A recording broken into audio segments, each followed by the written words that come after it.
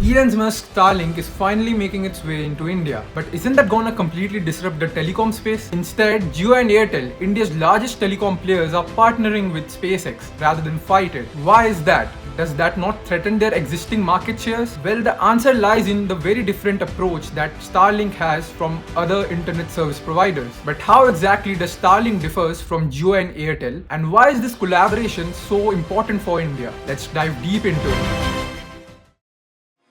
So, the core difference here lies between fiber and satellite internet. Jio and Airtel dominate urban areas with fiber optic internet. Fiber internet uses glass cables to transmit data as pulses of light. This offers very high speeds and low latency, making it the fastest and most efficient source of mass internet for now. Initially, the setup costs are high. However, once the infrastructure is in place, the operational costs for fiber internet are very low. This means companies can offer, making it the preferred choice in cities by far. Starlink, on the other hand, operates via a constellation of low Earth orbit satellites. Instead of relying on physical cables, it beams internet signals directly from space satellites 550 kilometers above the Earth's surface. This makes it highly accessible. However, there is a limitation. It has a higher operational cost, and the speed it can offer cannot compete with fiber optic networks. Hence, in cities where fiber is readily available, Starlink isn't a viable alternative. It's simply too expensive and unnecessary. However, in rural India, the scenario completely changes. Extending fiber networks to remote locations is expensive and logistically challenging. This is where satellite broadband has the upper hand.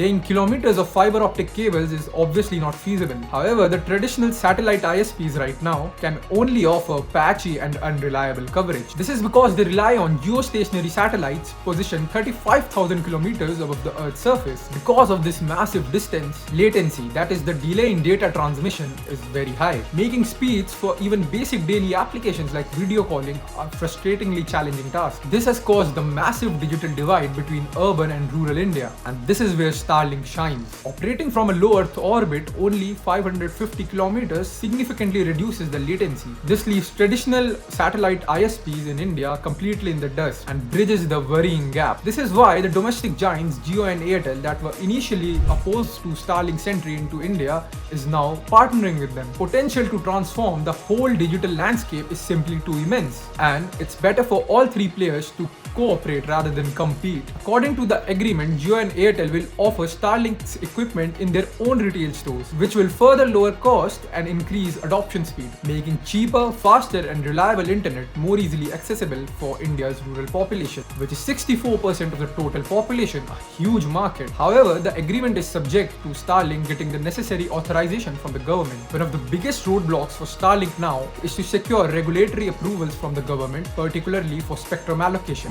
Spectrum refers to the range of radio frequencies used for wireless communication. This is a scarce resource, which means to prevent signal interferences and ensure efficient usage, the government has to take up a role of regulator. The Supreme Court held in 2G spectrum case that as a scarce resource, spectrum can only be auctioned, not allocated through a fair and open process, and any private deal for allocating spectrum would go against the law. This has caused political controversy as many political parties oppose Starlink's entry into India. The current establishment has denied an open auction in favor of an allocation deal, causing concerns over transparency and fair competition as the government tries to balance both foreign investment and local interests. So while Starlink won't replace our urban broadband anytime soon, its potential for rural connectivity is immense. If regulatory approvals come through, it could help providing high-speed internet to millions in underserved regions. Its partnership with Jio and Airtel will further help lowering costs and accelerate adoption, making satellite internet more accessible and affordable for all. We have already seen something similar in Africa,